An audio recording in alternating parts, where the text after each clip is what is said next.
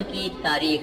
لاہور، جس کا شمار پاکستان کے قدیم شہروں میں ہوتا ہے، جغرافیائی لحاظ سے 1,90,022 طول بلد اور 3,10,050 عرض بلد پر واقع ہے۔ تہذیبی، تمدنی اور ثقافتی لحاظ سے ہمیشہ مرکزی حیثیت حاصل رہی ہے۔ اس کی طویل تاریخ ماضی کے سحر میں گم ہے اور اس کی ابتدائی تاریخ کے بارے میں صرف اور صرف روایات اور قیاس ملتے ہیں، مگر عام طور پر یہ کہا جاتا ہے کہ راجہ رام چندر کے 2 بیٹے تھے۔ ایک کا نام کسوا تھا، جس نے قصور کی بنیاد رکھی، اور دوسرے کا نام لوح تھا، جس نے لاہور بسایا۔ شروع میں لاہور کا نام لاہور تھا، جو آہستہ آہستہ لاہور بن گیا۔ اس تاریخی روایت سے اس کا قدیم ہونا از خود واضح ہو جاتا ہے۔ لاہور کا ذکر ہمیں کسی بھی قدیم غیر اسلامی کتاب میں نہیں ملتا، صرف عہد اسلامی کی کتاب حدود العالم میں ملتا ہے، جو تقریباً سن 994 کی تصنیف ہے۔ اس کتاب سے معلوم ہوتا ہے کہ زمانہ قدیم میں لاہور ملتان کے ماتحت تھا۔ ملتان کا حاکم قریشی کہلاتا تھا۔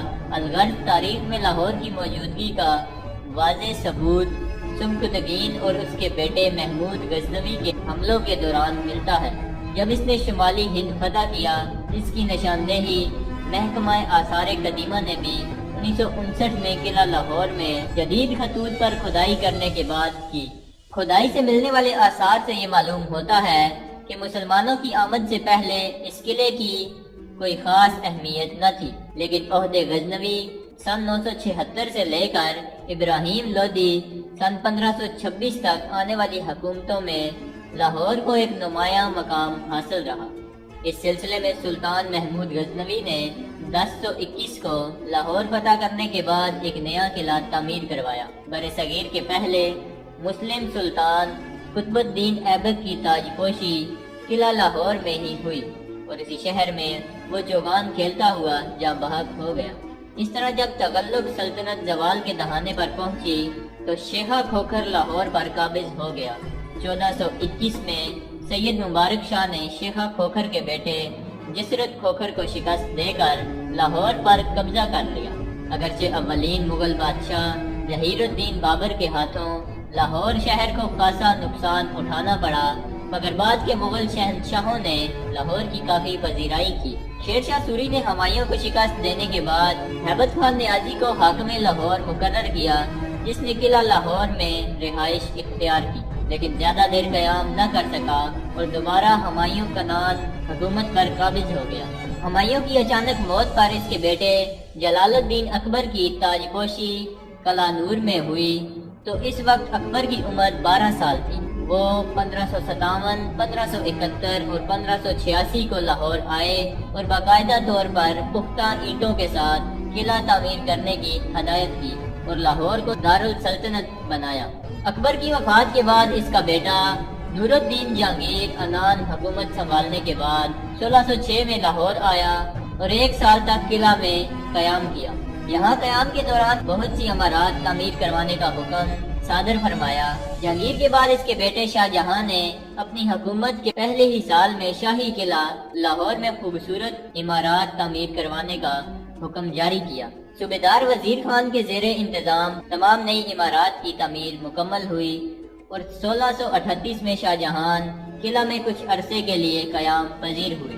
شاہ جہاں کے بعد اس کا بیٹا اورنگزیب عالمگیر انان حکومت کا مالک بنا اور 1658 کو لاہور تشریف لے آیا اور قلعہ کا جائزہ لیا اور ضروری احکامات جاری کیے۔ بادشاہی مسجد اور عالمگیری دروازہ انہی احکامات کی عکاسی کرتے ہیں۔ اورنگزیب عالمگیر کی وفات کے بعد ان کے جانشینوں میں باہمی محاذ آرائی شروع ہو گئی، جس کی وجہ سے مختلف فتنوں نے سر اٹھایا اور مغل خاندان کا کوئی بھی حکمران دوبارہ لاہور نہ آ سکا، تو مختلف علاقوں میں مختلف حکمران بن گئے۔ پنجاب پر سکھ قابض ہو گئے۔ سکھوں میں راجہ رنجیت سنگھ 1799 میں لاہور پر قابض ہوا اور ایک بہت بڑا جشن قلعہ لاہور کے نام سے منعقد کروایا اور اسی جگہ پر رہائش پذیر ہو گیا۔ 1839 میں رنجیت سنگھ کی وفات کے بعد اس کا بیٹا کھڑک سنگھ 1 سال حکومت کرنے کے بعد مر گیا۔ اس کے جانشین بھی سیاسی انتشار کا شکار ہو گئے اور آپس میں لڑائی جھگڑے شروع کر دیے۔ جس کی وجہ سے قلعہ کی کئی عمارتوں کو کافی نقصان پہنچا۔